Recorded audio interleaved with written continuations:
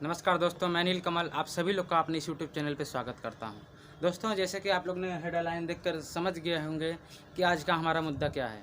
दोस्तों, आज का जो मुद्दा हमारा है बेरोज़गारी। बेरोज़गारी हमारा सबसे बड़ा या परेशानी कह लें या मुद्दा कह लें, आज भारत में सबसे बड़ा जो मुद्दा बना हुआ है दोस्तों, वो है हमारा बेरोज़गारी। आज मैं बहुत सारा वीडियो देखा हूँ, बहुत सारे लोगों का कमेंट देखता हूँ। लोग तरह तरीके की बातें करते हैं, लोग पॉलिटिक्स को गालियाँ देते हैं, लोग सरकार को उल्टा सीधा बोलते हैं। लेकिन मैं आज आपको इस माध्यम से क्लियर करके जाऊँगा, इस वीडियो के माध्यम से, कि आखिर में इसका परेशानी क्या है। और सिर्फ परेशानी लेकर नहीं दोस्तों, बल्कि मैं इस समस्या का समाधान लेकर भी आप लोग के साथ आया हूँ। तो आप लोग वीडियो में लास्ट तक ज़रूर बने रहिएगा और मैं आप लोग को लास्ट तक क्लियर करके जाऊँगा कि क्या सही है, क्या गलत है। मैं आज पूरा इसका हकीकत निचोड़ आपको दूंगा। लेकिन दोस्तों, वीडियो शुरू करने से पहले आप लोग को मैं बता देना चाहता हूं कि मैं किसी भी पार्टी का सपोर्टर नहीं हूं और ना ही किसी पार्टी का विरोधी हूं। मैं जो भी है आपको हकीकत बताऊंगा, आपके आंखों के सामने से पर्दे आज हटा के जाऊंगा दोस्तों। तो आप वीडियो को लास्ट तक बने रहिए। चलिए वीडियो को स्टार्ट करते हैं।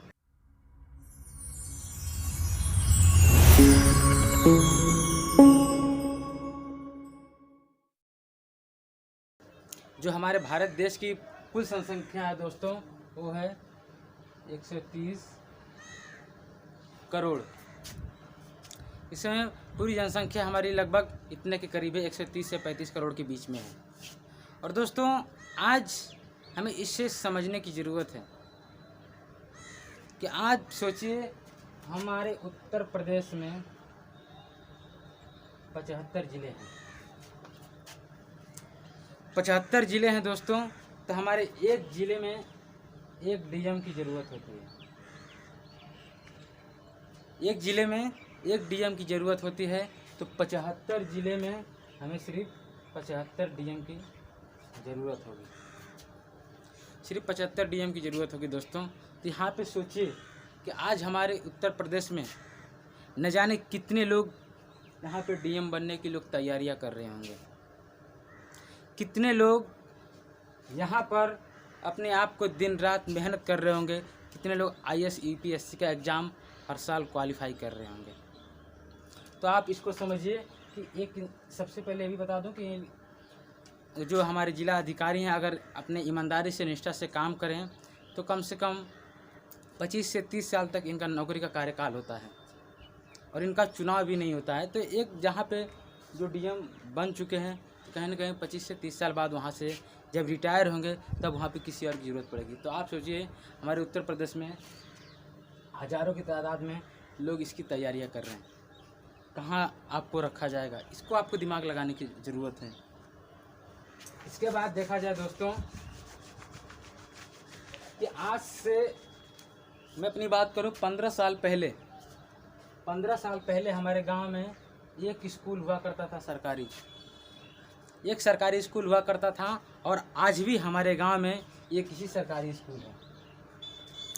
उस समय 5 टीचर हुआ करते थे एक स्कूल में, और आज 15 सालों के बाद भी हमारे इस गांव में एक ही स्कूल है और 5 टीचर हैं। और एक टीचर का कार्यकाल लगभग 35 से 40 वर्ष होता है।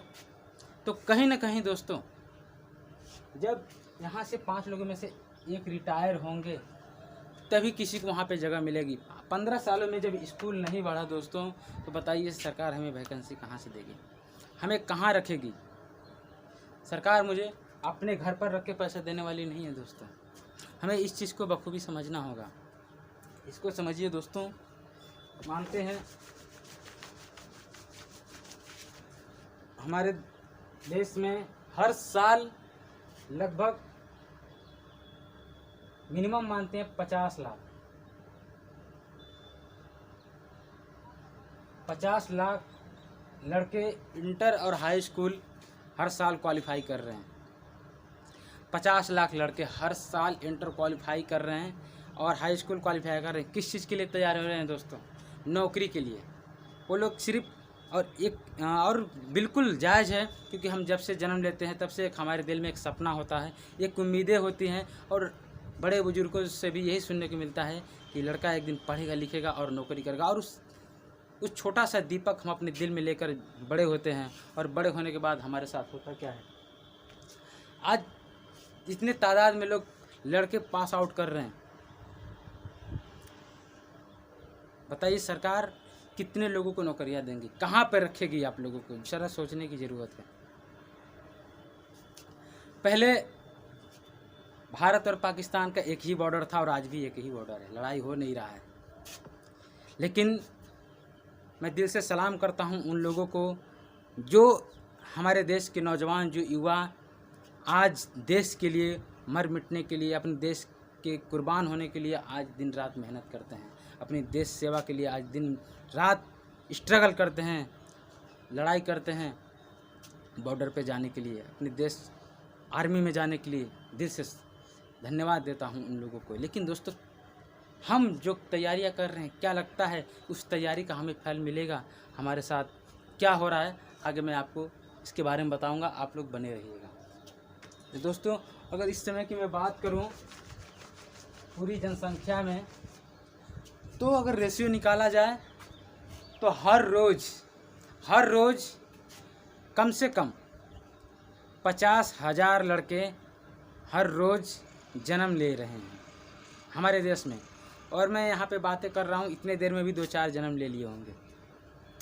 तो ये जायज़ है दोस्तों कि 50,000 बच्चे हर रोज़ जन्म ले रहे हैं, तो कहीं ना कहीं हर रोज़ 18 साल और 20 साल के भी लोग, 50,000 लोग 18 साल और 20 साल के हो रहे होंगे हर रोज़। अब मैं आपसे पूछना चाहता हूँ कि कौन सी ऐसी सरकार आएगी जो हर रोज़ 50,000 युवाओं को नौकरी देगी? मैं आपसे पूछना चाहता हूँ। या ये भी कह दें कि जितनी भी भारत में हमारी पॉलिटिक्स पार्टियां हैं, जितने भी लोग सत्ताधारी हैं, सबको अगर दिल्ली में बैठा दिया जाए, क्या लगता है कि 50,000 हर रोज़ लोगों को नौकरी दे सकते हैं? जी नहीं, 50,000 हर रोज़ नौकरियां कोई नहीं दे सकता है दोस्तों। और कहीं ना कहीं देखा जाए तो जाने अनजाने में हम खुद अपनी नौकरियां हम खुद खाते हैं। क्योंकि देखा जाए आज पूरा हमारा इंडिया डिजिटल की तरफ जा रहा है, और हम क्या करते हैं कि हमें अगर यहाँ से दिल्ली जाना है तो हम अपने मोबाइल खोलते हैं, डायरेक्ट टिकट बुकिंग कर लेते हैं। हम यहाँ से बैठे बैठे ये चेक कर लेते हैं कि कौन सी गाड़ी कहाँ से निकली है, इस समय कहाँ पर खड़ी है। हम सब कुछ अपने मोबाइल से कर रहे हैं।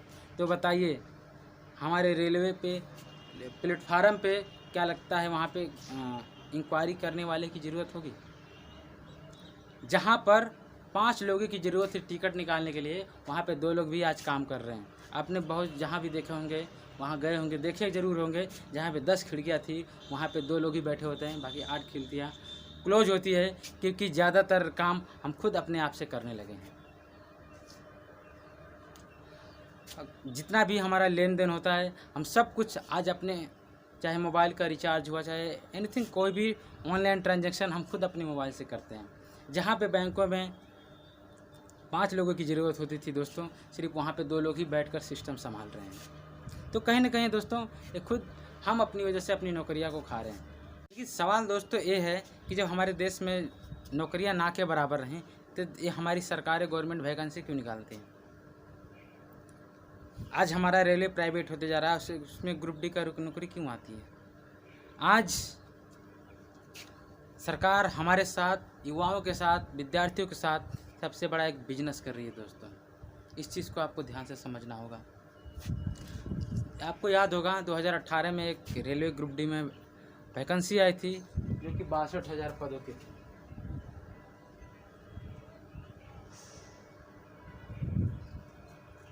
₹62,000 रेलवे ग्रुप डी में वैकेंसी आई थी, जिसमें अगर फॉर्म की बात करें तो दोस्तों 62,000 में 2.5 करोड़ फार्म पड़े थे। 2.5 करोड़ फार्म पड़े थे। अगर देखा जाए दोस्तों तो 2.5 करोड़ ऑस्ट्रेलिया की जनसंख्या है। 2.5 करोड़ ऑस्ट्रेलिया की जनसंख्या। जितनी ऑस्ट्रेलिया की जनसंख्या है, उतने लोग हमारे भारत में बेरोजगार हैं। सबसे बड़ी चिंतन की बात है दोस्तों। और यहाँ पे इतना ही नहीं, बल्कि अगर 2.5 करोड़ लोग फार्म भरें तो एक फार्म का अगर 500 रुपया भी एंट्री लगा होगा तो 2.5 करोड़ का हम जोड़ सकते हैं।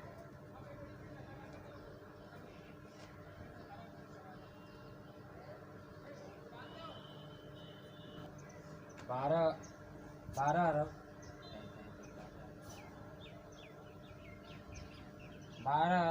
50 करोड़ हमारे सरकार के खाते में चला गया। ये कब होता है दोस्तों? जब हमारे गवर्नमेंट के पास इलेक्शन लड़ने के लिए पैसे की कमी होती है और युवाओं को दिल बहलाने के लिए ये किया जाता है। लेकिन इसे दोस्तों हम समझ नहीं पाते।